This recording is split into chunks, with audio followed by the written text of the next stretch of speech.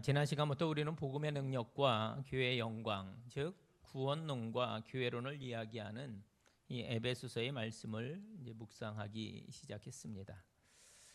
첫 시간에 우리는 사도 바울의 인사말부터 살폈습니다. 여러분 기억하십니까? 하나님의 뜻으로 말미암아 그리스도 예수의 사도된 바울은, 그렇게 자기 자신을 소개하는 바울을 보면서 우리 또한 우리의 삶을 하나님 그분에게서부터 시작하고 해석해야 되겠다라는 그런 배움을 얻었습니다. 곧 이어서 우리는 사도 바울이 이 편지의 수신자인 에베소 교회 성도들과 우리 하주교회 성도들을 세 가지 정체성으로 규정했다라는 점도 살펴보았습니다. 첫째는 성도요, 두 번째는 신실한 자요, 세 번째가 인 크라이스트, 그리스도 안에 있는 존재였습니다. 그리고 그런 하나님의 사람들이 그분 안에 거할 때 너무도 당연히 맺게 되는 열매인 은혜와 평강을 살피고 그것을 또한 우리 소원했습니다. 그게 지난주 우리가 살폈던 1절과 2절의 말씀입니다. 두 번째 시간인 오늘은 문안 인사에 바로 이어서 나오는 3절에서 6절의 말씀을 붙잡고 은혜를 나누도록 하겠습니다. 여러분, 오늘의 본문도 무척 중요한데 본격적으로 오늘 본문의 내용을 살피기에 앞서서 우리가 오늘 읽은 이 문장이 가지고 있는 특별한 구조 한 가지를 유념하셔야 할 필요가 있다라는 거죠. 그것이 무엇인가 하면 우리 한국말 성경에는 3절부터 시작된 이 본문의 문장이 6절에서 맞춰지는 것으로 그렇게 되어 있지만, 사실 헬라어 성경 원문을 보면 3절부터 시작된 이 문장이 저 뒤 14절에 가서야 맞춰지게 되어 있다는 겁니다. 그러니까 3절에서부터 14절까지가 한 문장이다라는 거죠. 그만큼 긴 문장은 성경 66권에 나오는 모든 문장들 가운데 가장 길어요. 또 한 걸음 더 나아가서 그 당시 헬라어로 쓰여진 모든 책, 문서들 가운데서도 가장 긴 단일 문장이다라는 겁니다. 너무 놀랍지 않습니까? 실제로 그 문장 하나를 이루는 단어들을 세어보면 단어가 몇 개냐면 202개나 됩니다. 202개. 그러니 여러분 궁금하지 않습니까? 도대체 왜 사도 바울은 그 편지의 인사말 후에 본론으로 들어가면서 그 첫 번째 문장을 이렇게 길게 기록한 것일까? 결론부터 말씀드리면 바울은 이 긴 문장을 통해서 우리들에게 무엇인가 굉장히 중요한 것 하나를 말해주려고 했다라는 거예요. 그리스도의 복음에 대해서 우리가 반드시 알아야 할 중요한 것이 하나 있는데, 그래서 그 이야기를 이제 시작을 했는데, 이것이 너무나 엄청나고 또 이게 너무나 엄청 풍요로운 것이어서 수없이 많은 동사들 또 형용사들을 이렇게 다 동원해서 그 말을 읽고 또 읽고 그러다 보니까 이렇게 긴 문장이 되었다라는 겁니다. 예를 들어서 그런 거죠. 사과가 하나 있어요. 사과. 근데 맛있다 이러면 되는데, 이 맛있다는 걸 제대로 설명하려고 하다 보니까 뭔가가 부족해서 또 더하고 더 더하고 이거 계속 반복한 거예요. 그러니까 우리는 이 질문을 해야 되는 거죠. 사도 바울이 우리에게 바로 뭘 설명해 주려고 이렇게까지 애를 쓰고 있는 것이냐. 그것이 바로 오늘의 이 설교를 통해서 우리가 다루고자 하는 내용입니다.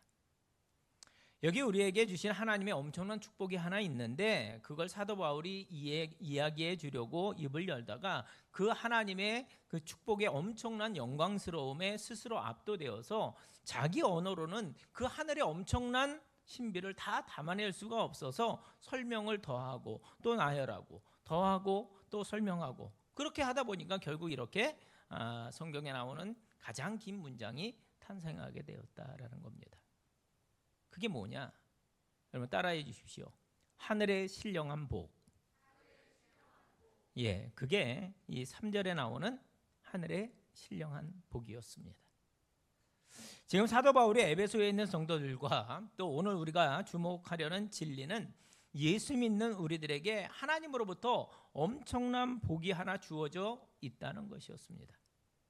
그걸 꼭 아셔야 된다, 그런 얘기죠. 에베소 교회 성도들이요, 그리고 하주 교회 성도들이요, 여기 우리가 하늘로부터 받은 어마어마한 축복이 하나 있는데 그것은 다름이 아니라, 그러면서 그 놀라운 축복을 막 설명하려고 시작하는데 갑자기 저 위에서 엄청난 폭포수 같은 은혜가 막 쏟아지면서 그 엄청난 은혜와 축복의 크기에 스스로가 압도되어서 그 신령한 복은 이렇고 저렇고 이러하고 저러하고 계속 설명들을 갖다 붙이는데도 이게 설명이 맞춰지질 않는 거예요. 이게 너무나 엄청나서 심지어 자기도 모르게 찬송하리로다를 외치면서 그 이야기를 시작하고 있는 것입니다. 예수 믿으십시오. 예수 믿으면 복 받습니다. 그래요? 어떤 복을 받습니까? 그때 우리가 받은 그 복을 하늘의 신령한 복이라고 말하면서 이제 설명을 하는 겁니다. 그게 바로 3절에서부터 앞으로 우리가 살피려고 하는 14절까지의 긴 문장으로 이루어진 사도 바울의 설명입니다. 그중에 오늘 우리가 살피려고 하는 것은 3절로 6절까지의 말씀인데 성부 하나님께서 우리에게 주신 축복에 대한 것입니다. 그리고 다음 주에 살필 7절부터 12절까지의 말씀은 성자 하나님, 즉 예수님께서 우리에게 주신 축복이고, 또 마지막 시간에 살필 13절과 14절은 그러면 누가 주신 축복일까요? 성령 하나님이 우리에게 주신 말씀입니다. 그래서 오늘은 삼위일체 하나님이 우리들에게 주신 하늘의 신령한 복의 한 측면, 먼저 성부 하나님께서 우리에게 주신 복이 무엇인지를 함께 살피면서 은혜를 나누겠습니다.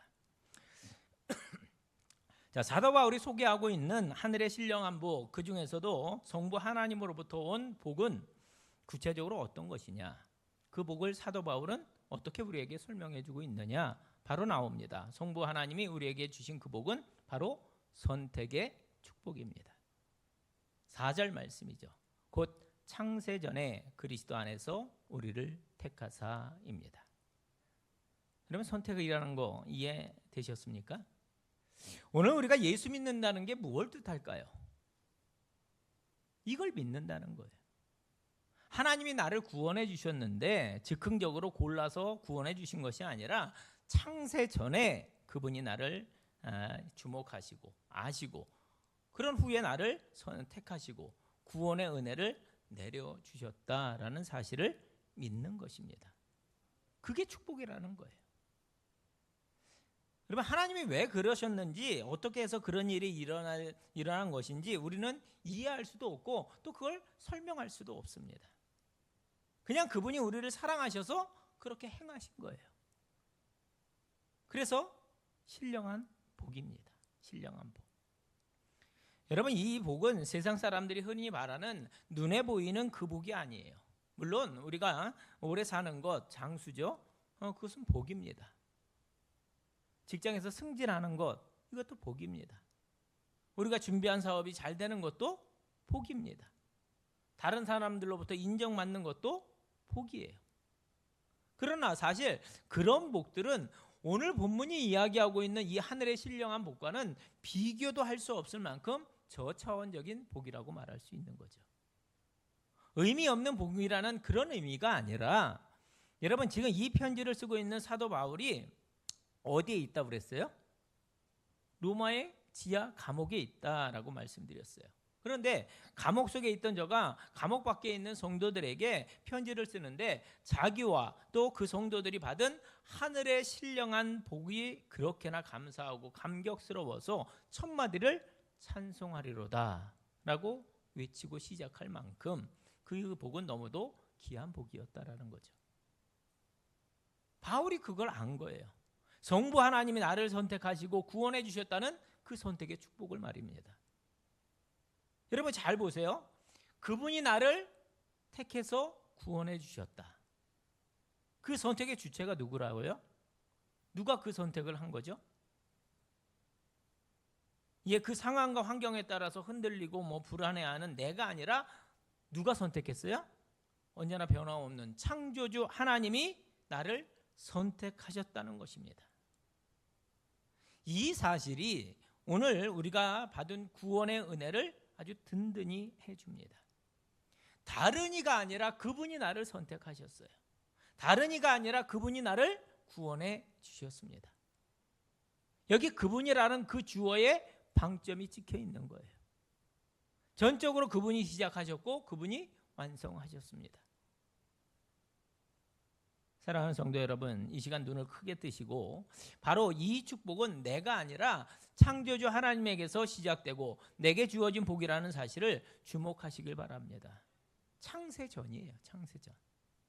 온 우주의 시간과 공간이 만들어지기도 전에 당신이 수없이 많은 그런 은하계들과 별들을 하늘에다 이렇게 달기 전에, 아니 이 지구라는 별, 이 땅의 기초를 놓으시기도 전에 저와 여러분의 DNA가 그 형질이 어머니의 모태에서 형성되기도 전에 하나님은 설명할 수 없는 당신의 사랑으로, 당신의 섭리로 나를 주목하고 선택해 주셨습니다. 그래가지고 너무 놀라가지고 뭐래요? 찬송하리로다 찬양한 다음에 그 다음 이야기로 접어드는 거예요. 특별히 5절 말씀을 보시면 그 일이 어떻게 일어났느냐? 그 기쁘신 뜻대로, 이렇게 되어 있습니다. 그분의 선택은 당신의 기쁘신 뜻대로 행하신 일, 즉 섭리라는 거예요. 그래서 이 선택의 교리, 그리고 예정설이 된 것입니다. 여러분, 예정설 한 번쯤은 다 들어보셨죠? 예정설. 예정설이 하나님이 나를 구원하기로 오래전에 미리 예정해 놓으셨다. 그게 예정설이에요. 그러나 여러분, 알듯 말듯한 이 이야기는 우선 아셔야 될 것은 이건 설입니다. 설. 예정설 그러잖아요. 설. 그건 그냥 설명하려고 시도하는 우리들의 이론이다라는 거예요. 우리들의 논리 하나의 그냥 설이에요. 설. 그게 맞는지 틀리는지 천국에 가서 확인할 수 있는 거죠. 그래서 설입니다. 동시에 이것도 우리가 기억해야 합니다. 그때 그 예정설의 내용은 도대체 하나님이 왜 그런 부족한 나를 구원해 주셨는지, 왜 하나님이 나 같은 이렇게 가치 없는 자를 위해서 그런 놀라운 은혜를 베풀어 주셨는지, 그걸 설명하기 위해서 한 것이지 절대로 하나님의 불공평한 처사를 지적하고 불만을 제기하기 위해서 나온 게 아니라는 것입니다. 하나님 어떻게 저 같은 인간을 구원해 주셨대요? 이걸 설명하려고 한 교리이지, 왜 하나님 이 사람은 구원하고 저 사람은 왜 구원하지 않으십니까? 이걸 따지기 위한 교리가 아니라는 것입니다. 이해가 되십니까? 그러므로 이미 구원을 받은 우리가 집중해야 할 것은 하나님의 나를 향한 설명이 안 되는 그 불가항력적인 사랑, 바로 그것이에요. 내가 이해할 수 없는 하나님의 사랑으로 구원받았구나. 너무너무 감사하다. 그러면서 그분이 왜 나를 사랑해 주셨는지를 이해해 보려고 애를 쓰는 것, 그게 바로 당신의 기쁘신 뜻대로 나를 구원해 주셨다는 그 말씀의 의미인 것입니다. 그런데 이게 설명이 잘 안 되잖아요.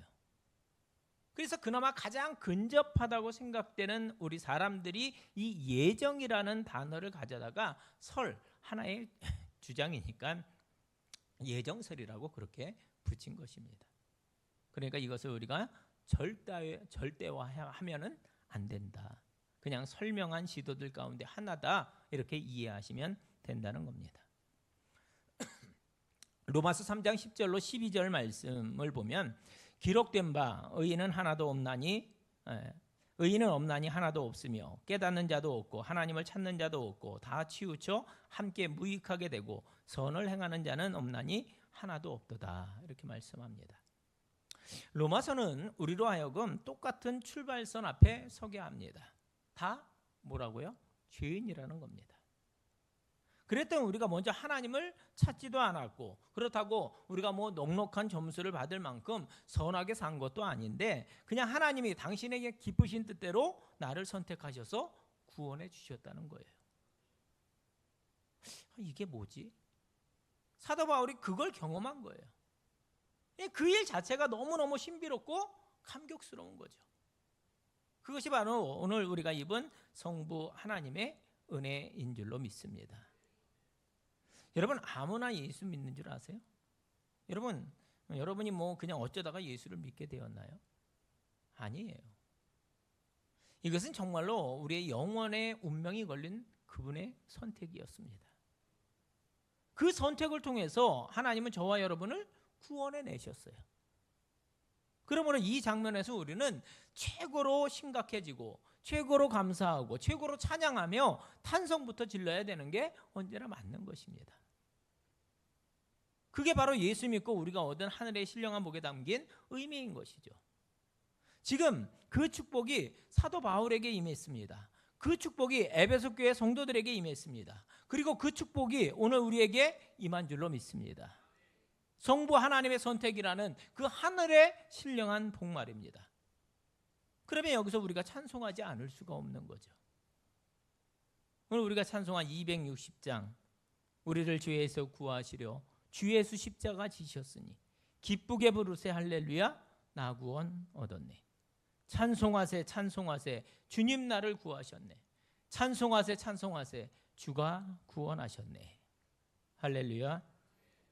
여러분 그 놀라운 축복, 하늘에 속한 신령한 복을 깨달은 자, 그 받은 축복을 기억하는 자, 그들은 더 이상 인생의 덜 중요한 것들 때문에 원망하고 불평하고 거기에 인생을 쓸 이유가 전혀 없다라는 것입니다. 반대예요. 오히려 항상 기쁘고 또 기쁜 거죠.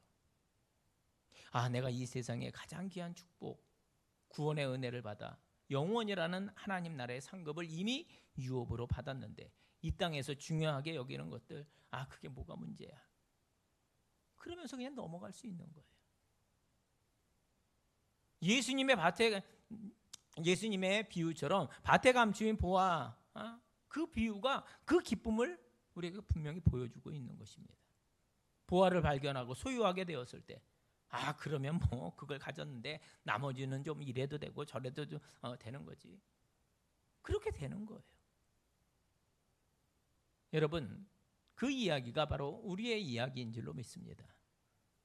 여러분 축복합니다. 이 시간 성부 하나님의 이 선택이라는 놀라운 은혜의 수혜자들인 우리 모두에게 이 찬송하리로다의 고백과 그 반응이 자래하게 되기를 간절히 축복합니다.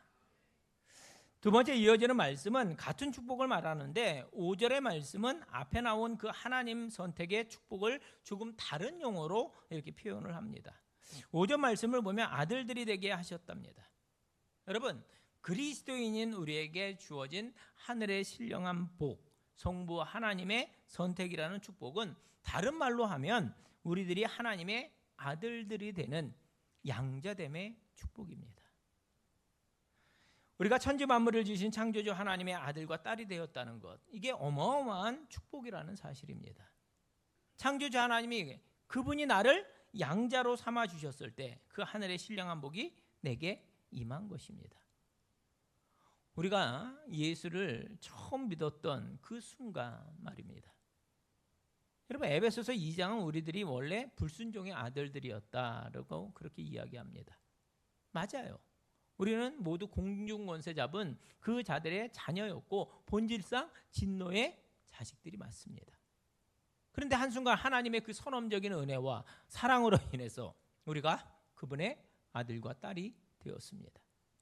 이게 양자됨의 은혜입니다. 물론 내가 원했던 것이 아니었어요.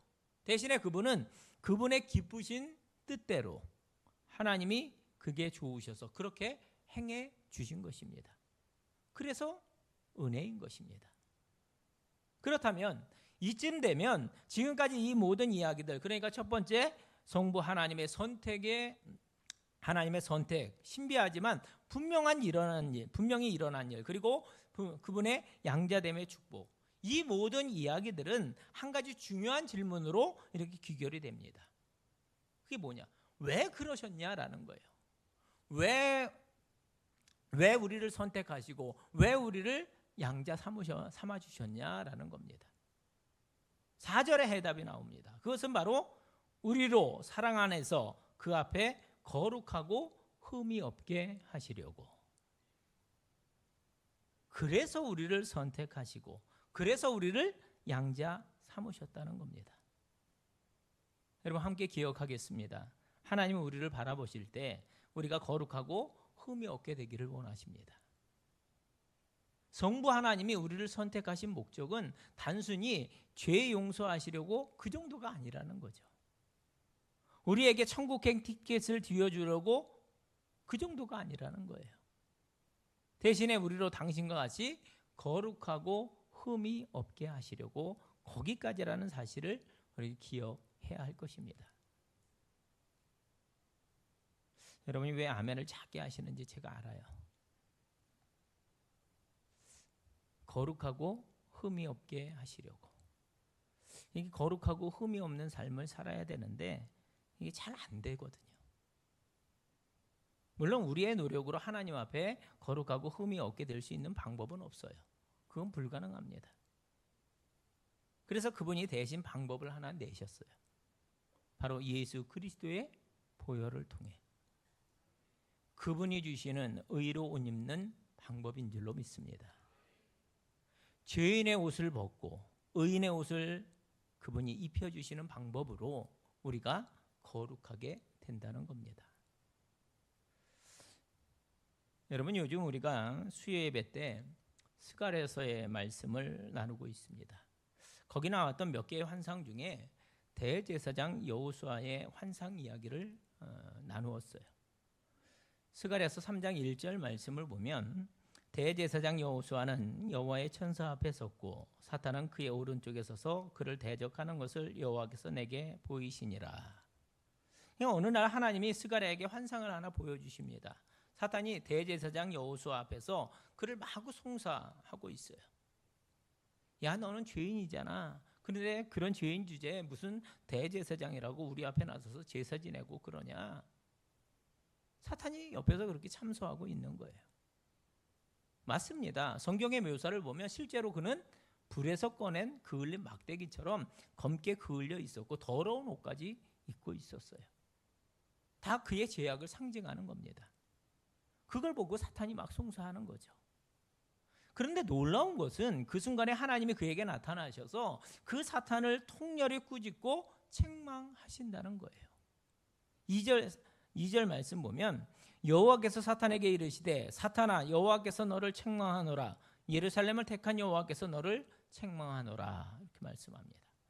그러면서 하나님이 여호수아 편을 들어주세요. 그뿐만이 아닙니다. 4절 말씀을 보면 여호와께서 자기 앞에 선 자들에게 명령하사 그 더러운 옷을 벗기라 하시고 또 여호수아에게 이르시되 내가 내 죄악을 제거하여 버렸으니 내게 아름다운 옷을 입히리라 하시기로. 여러분 그 장면을 한번 상상해 보세요. 하나님이 우리를 상징하는 대제사장 여호수아에게 입혀있던 그 더러운 옷을 벗기시고 내가 네 죄를 깨끗이 해준다 하시면서 내게 아름다운 옷을 입히리라. 새 옷을 입혀주셨어요. 이게 뭐예요? 이게 몇백 년 후에 있을 예수 그리스도의 십자가를 통한 구원의 은혜인 줄로 믿습니다. 근데 왜 그걸 하셨어요? 그분 앞에 거룩하고 흠이 없도록 하기 위해서 그게 그분의 바람이라는 것입니다. 또 다른 설명이 가능합니다. 여러분 십자가의 방향 이야기를 아십니까? 십자가를 바라보는 방향에 따라서 그 의미가 어마어마하게 풍요로워지는데 그 중에 하나가 저 위에서 하나님께서 아래로 내려보다 보시는 그 방향을 생각해 보세요. 오늘 우리의 인생을 바라보시는 하나님의 시선을 그 감찰하시는 시선을 바라보면 두려움과 떨림이 있습니다. 왜요? 우리들의 인생이 완벽하지 않거든요. 흠이 있어요. 또 상처들도 있습니다. 더러운 얼룩들도 남아 있어요. 그게 우리들 죄와 실수의 흔적들이죠. 그러니 당연히 공의의 하나님께서 이렇게 내려다보실 때 그것들은 너무도 흉하고 또 감추고 싶은 것들이어서 수치스럽고 두려워요. 그런데 여러분 상상해 보세요. 그 상처난 흔적들 위에 액체 초콜릿 같은 것을 이렇게 쫙 부어주면 어떻게 됩니까? 모든 흠들, 상처들이 말끔하게 메워지고 아주 판판해지는 거죠. 저는 예수 그리스도의 보혈을 그렇게 이해합니다. 솔직히 우리들에게 자리하고 있는 인생의 수치와 죄로 인한 흔적, 상처, 그로 인한 부끄러움들이 우리 삶에 늘 자리하고 있습니다. 사실 그런 것도 다 흠이에요. 그래서 위에서 우리를 바라보시는 하나님, 공의의 하나님, 그분의 시선 앞에서 우리들은 그 부끄러움을 피할 길이 없는 거죠. 바로 그 순간 우리를 바라보면서 그 죄악을 바라보는 순간 우리를 사랑하시는 예수님께서 그 모든 상처와 흔적들 위로 당신의 보혈을 흘리고 쏟아 부어 주셨습니다. 그 순간 그분의 그 끈적끈적한 붉은 그런 보혈이 우리들의 그 상처들과 허물들, 얼룩들을 다 덮어버리시는 거죠. 그 순간 위에서 우리를 바라보시는 공의의 하나님께서 우리들의 모든 허물과 상처들을 덮어버린 그 아들의 보혈을 보시고는 우리에게 이제 너희는 거룩하고 흠이 없다고 선언해 주셨습니다. 이게 놀라운 하나님의 은혜 아니겠습니까? 그분은 당신의 보혈로, 당신의 의로 우리를 덮으시고 거룩하고 흠이 없게 하시려고 우리를 택해 주셨다고 말씀합니다. 너무너무나 놀라운 은혜인 것이죠. 동시에 오늘의 본문은 우리에게 그 양자됨의 축복을 주신 이유와 함께 기대도 말씀하십니다. 6절 말씀, 우리로 당신의 아들들이 되게 하신 데에는 이유가 있다는 거예요. 이는 그가 사랑하시는 자 안에서 우리에게 거저 주시는 바 그의 은혜의 영광을 찬송하게 하려는 것이라. 하나님이 우리를 당신의 양자로 삼아주신 이유는 그분의 은혜의 영광을 뭐하기 위해서? 찬송하게 하기 위함이었다는 거예요. 그래서 오늘의 말씀이 찬송하리로다로 시작되고 찬송으로 맞춰지는 것입니다. 맞습니다. 저 사도 바울처럼 성도는, 또 저와 여러분은 내가 하나님의 은혜로 구원받았다는 사실을 깨닫는 순간 찬송하는 자가 되는 줄로 믿습니다. 여러분, 구원받은 성도에게는 구원의 기쁨이 있습니다. 감격이 있어요. 평안함도 있고 감사도 있습니다. 그러면 저절로 찬양이 터져 나올 수밖에 없는 거죠. 그래서 우리는 일부러 건강한 내 신앙생활을 유지하기 위해서 이 에베소서를 열면서 사도 바울이 지적한 성부 하나님의 나를 선택해 주신 은혜, 그래서 자연스럽게 내가 그분의 아들이 된 양자됨의 은혜를 늘 되뇌이면서 살아야 할 필요가 있는 것입니다. 그러면 자연히 그분의 은혜를 찬송하는 일은 이 세상 모든 성도가 해야 될 마땅한 의무인 것입니다. 이사야 선지자가 그 사실을 지적하는데 이사야 43장 21절 말씀 보면 이렇게 말씀합니다. 이 백성은 내가 나를 위하여 지었나니 나를 찬송하게 하려 함이니라. 하나님이 우리를 창조하신 이유, 또 구원의 역사를 통해서 우리를 재창조하신 그 이유는 오직 하나, 당신의 은혜의 영광을 찬송하게 하려는 것이었습니다. 그렇다면 오늘 우리의 삶에는 그 찬송이 마땅히 있어야 되는 것이죠. 오늘 말씀을 정리하겠습니다. 사랑하는 성도 여러분, 오늘 사도 바울이 에베소 교회 성도들과 하주 교회 성도인 우리들로 하여금 시선을 돌리게 하는 진리가 하나 있는데, 그것은 성부 하나님 그분이 우리를 선택하셨다는 축복입니다. 둘째, 동시에 우리를 그분의 아들과 딸을 삼으신 양자됨의 축복입니다. 이유는 우선 우리의 존재가 거룩하고 흠이 없게 하시려고, 또 우리로 그분 은혜의 영광을 찬송하게 하려고입니다. 그렇다면 이제 우리가 할 일은 그 축복의 진정한 가치를 알고 감사하며 정말로 그렇게 살아나기 위해서 몸부림을 치는 것이죠. 그게 우리 성도에게 주신 매뉴얼입니다. 오늘의 말씀을 맺으며 여러분을 축복합니다. 예수 믿고 얻은 하늘의 신령한 복이 무엇인지를 분명히 알게 되신 여러분, 가장 먼저는 성부 하나님의 선택과 그분의 양자됨의 축복이었습니다. 그걸 기억하심으로 이번 한 주간 내적으로는 정말 흠없고 정결한 거룩한 삶을 추구하시고, 또 외적으로는 그분의 은혜를 날마다 찬양하며 살아내는 복된 성도들이 되시기를 주님의 이름으로 축원을 드립니다. 기도하겠습니다. 사랑의 하나님, 에베소서 서두의 말씀을 통해서 우리에게 주신 하늘의 신령한 복, 특별히 성부 하나님으로부터 얻게 된 선택과 양자됨의 복을 듣고 알게 하시니 감사를 드립니다. 아버지, 이 말씀으로 인하여 우리에게 감격과 찬송과 또 거룩한 갈망이 있게 하여 주셔서 남겨져 있는 우리들의 인생, 거룩하고 흠이 없는 인격과 성품을 소유하고 날마다 주님 그 은혜의 영광을 찬송하며 살아가는 복된 하주교회 모든 성도들 되게 해 주시옵소서. 예수님의 이름으로 기도하옵나이다. 아멘.